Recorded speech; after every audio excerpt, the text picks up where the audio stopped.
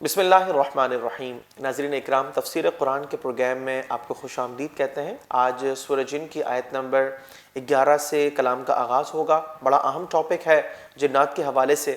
آج بھی جن جہتوں پر ہم بات کریں گے وہ نہایت اہم ہے، اور گزارش یہ ہے کہ اس پروگرام کو مکمل طور پر سماعت کریں۔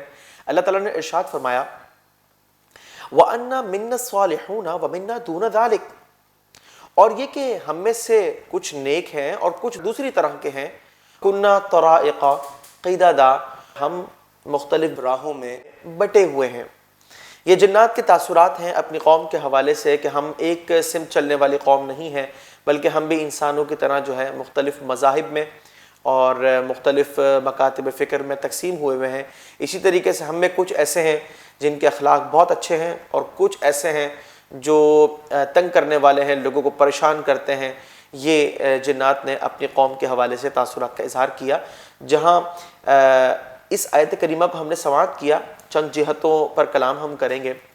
یاد رکھیے، جو نیک جنات ہوتے ہیں، جس طرح فرمایا کہ وَأَنَّا مِنَّا الصَّالِحُونَ، اور ہم میں سے کچھ نیک ہوتے ہیں، یہ نیک جنات مفسرین فرماتے ہیں کہ لوگوں کو تنگ نہیں کرتے اور ان کی موجودگی سے فائدہ ہوتا ہے۔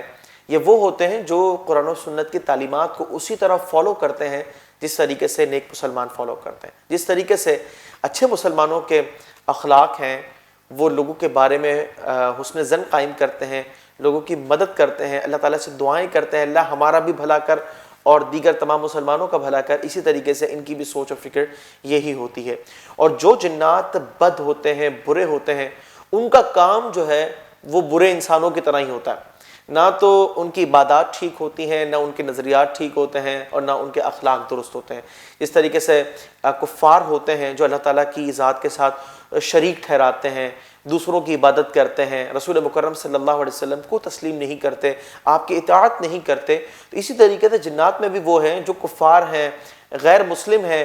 اچھا، ہمارے یہاں بہت سے لوگ جو ہیں وہ یہ کہتے ہیں کہ جناب ہمیں یہ بات سمجھ میں نہیں آتی، لیکن قرآن کریم فرقان حمید میں چونکہ اس کا بیان کیا گیا کہ جنات اچھے بھی ہوتے ہیں، برے بھی ہوتے ہیں، ایک مسلمان کو بحیثیت مسلمان اللہ تبارک و تعالیٰ کے احکامات کو فالو کرتے ہوئے اسے تسلیم کرنا چاہیے۔ یاد رکھیے کہ جن ڈراموں کے اندر، ہارر شوز کے اندر اور فلموں کے اندر یہ بات بتانے کی کوشش کی جاتی ہے، یہ نظریہ اس کو پروموٹ کیا جاتا ہے کہ جناب یہ بھوت وغیرہ کچھ بھی نہیں ہوتے، اور اس طرح وہ جنات کی نفی کرنا چاہتے ہیں، تو یاد رکھیے کہ وہ اپنے نظریات کو پروموٹ کر رہے ہیں، اور ایک مسلمان کو قرآن و سنت سے حاصل شدہ نظریات کو تسلیم کرنا چاہیے۔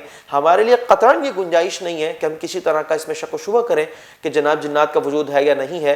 قرآن کریم فرقان حمید میں اللہ تبارک و تعالی نے 29ویں پارے میں مکمل سورہ جن بیان فرمائی، ان کے حالات کا تذکرہ کیا گیا۔ آپ علیہ السلام سے ان کی 6 مرتبہ ملاقات جو ہے وہ ثابت ہے، اور انہوں نے اپنے اسلام کا اظہار کیا، اسلام قبول کیا، اور یہ بھی بتا رہے ہیں کہ ہم میں اچھے بھی ہیں اور برے بھی ہیں۔ اب اس کے بعد اگر کوئی شخص اس میں ذرہ برابر بھی شک کرے، وہ دائرہ اسلام سے خارج ہو جائے گا کہ جنات کے وجود کے اندر شک کی کسی طرح گنجائش ہے ہی نہیں۔ اسی طریقے سے یہ لوگ بھی بٹے ہوئے ہیں، اچھے بھی ہیں، برے بھی ہیں۔ یہ مختلف مذاہب کو اختیار کرنے والے ہیں، مختلف عادات اور اطوار کے ہوتے ہیں، مختلف رنگ و نسل کے ہوتے ہیں۔ ہمیں اللہ تعالیٰ سے یہ طلب کرنا چاہیے کہ اے اللہ ہمیں شریر جنات کے شر سے ہمیشہ محفوظ فرما۔ اور یہ کیسے ہوگا؟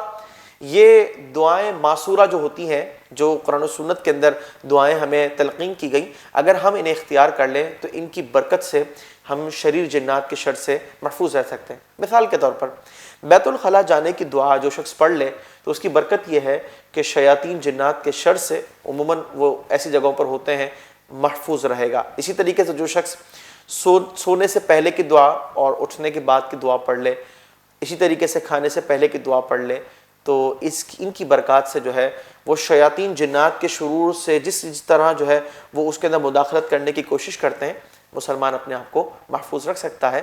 اللہ تعالیٰ سے دعا ہے کہ ہمیں قرآن و سنت کی تعلیمات کو اختیار کرنے اور ان پر عمل کرنے کی توفیق عطا فرمائے۔ القلم Islamic Center under the supervision of Mufti Munibur Rahman Zida Majdu